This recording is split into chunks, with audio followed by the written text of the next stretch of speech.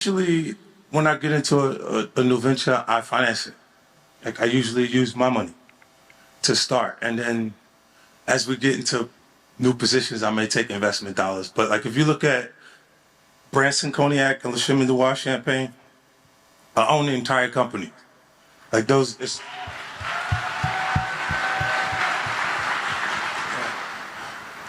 that's completely black owned. Well, I want to talk about that, right? Sire Spirits. Yeah. So, all right, Sire Spirits, completely black owned, like you said, liquor company. Talk about that, 'cause I know you had challenges before that, right? So, talk about that whole situation. Yeah, you have the experience with major corporations like me. My particular experience with Beam Centauri, it was uh, it was great in the beginning. It's great for us to work for them. It's not so cool when you start to own things. You see what I'm saying? So I made a lot of money with them too. Like, there's a point they did a deal that mirrored what Puffy's deal with Diageo was for Ciroc. So he didn't have ownership of that at any point, but he was getting a lot of money, like almost like $60 million a year. This is beautiful. This now starts to tie into pieces because we don't want to have that whole conversation. We only want to have half of it. Make sure y'all tap into the Patreon. Link is in the description. I got a video that's dropping in the morning.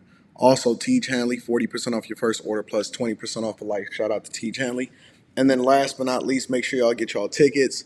Put discount code Anton in the discount code. That link is in the description. Atlanta, November 2nd. Detroit, December 14th. We're going to be in cities near y'all, and we touring all next year, so it's going to be lit.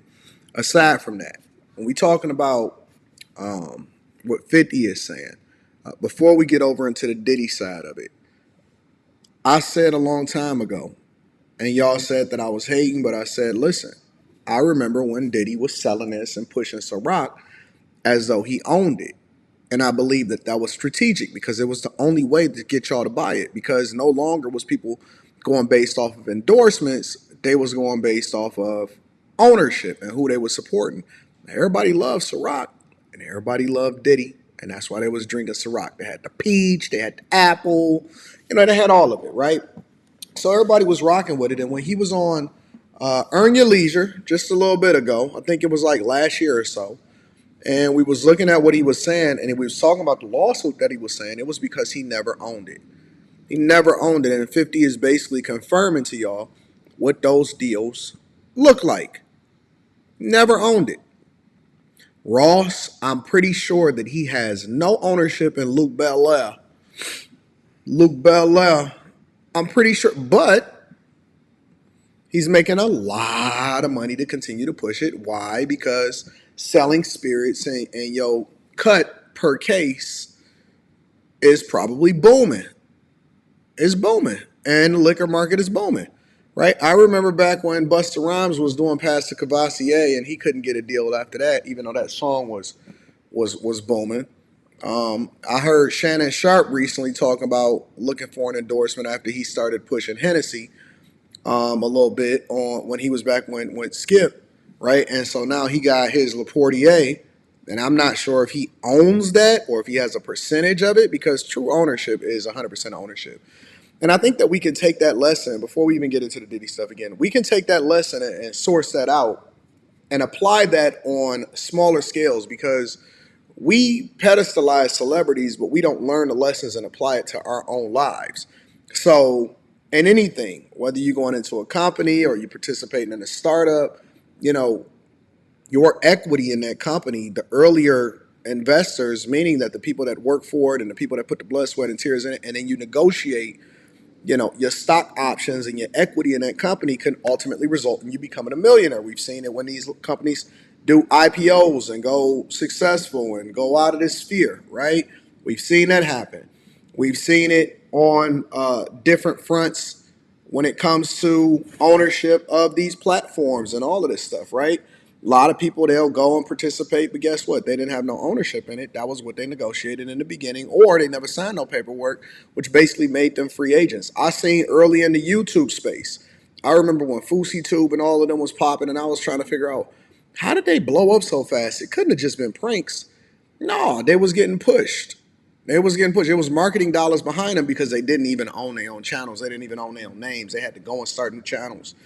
Candace Owens, when she signed with, what's the name of it? With Ben Shapiro's company, right? When she signed the Daily Wire, when she signed with the Daily Wire, she had to have a completely separate YouTube channel because the one that she was doing with the Daily Wire, she don't have no control or ownership of it.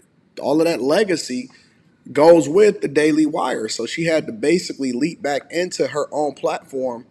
And what she did with it after that is its own thing. But on a smaller level, we can learn from this. And me personally, I've always been 100% independent 100% of the time because I learned from the music industry, which then taught me everything as far as every other industry, right? The music industry, everybody was whining about their deal. People that was signed to Bad Boy was whining about that. Well, you jumped on the machine, you get only a small percentage of what you sell, which was basically pennies on a dollar, and you basically keeping open the whole employee. But it's partly because you became a part of the machine, which allowed for your name to get bigger. But if you had to build it from scratch, nobody would probably know you because you had to put the work in. You got to do the marketing yourself. You got to put your own money up. You got to do the street work. You got to actually put out albums and stuff. But on the flip side, you keep 100% of it instead of going through these distribution channels. We seen Taylor Swift argue with her record label, and then she went and re-recorded it, whatever. It may have worked out for her. You know what I'm saying? But when Diddy started to put up a stink, and then he filed that lawsuit with Diageo, let's get into it. At one point. So when you see him go to Daily on is when you see him have some issues. And they not. It gets bad. And these people have really strong relationships. Don't think that the civil case doesn't turn into a criminal case faster because he's making them uncomfortable. That's a big part of it. You know what I mean? Like you look when you go to the spirits businesses, it's not governed. They got a discus board that they created, right? If you got two companies that are $3 billion a year, and Beam Centauria and Diageo, the distribution level, it's very hard for you to get things to a point where you can do the right numbers, the amount. So it's kind of like they incentivize the sales force by giving them box bonuses. And then when you sell a product, you get the bonuses off the boxes that's there. But you make that no matter what product you're selling. But if you can't move the product because you don't have the distribution or you don't have the connect to be able to get into the game in the first place, or you don't have the money to stand up the infrastructure and then be able to compete against this is what's called capitalism. And this is why y'all shouldn't have fell asleep in school. You should have been paying attention. He's giving you the game, but he's also, in a way, kind of talking about what happened to Diddy or how the process got expedited in the first place. If you sell Hennessy or Remy out the gate, they start to put downward pressure on the new companies. You see, I had a lawsuit with Remy. They said that because I had an oval-shaped bottle, that there was some sort of product confusion, and I'm like, where? It's a big B in the middle of the fucking bottle. Like you don't own the shape, the whole shape of the bottle, And then we had went in there for a little while until it came, I started saying shit like 1738. I bet they had slaves.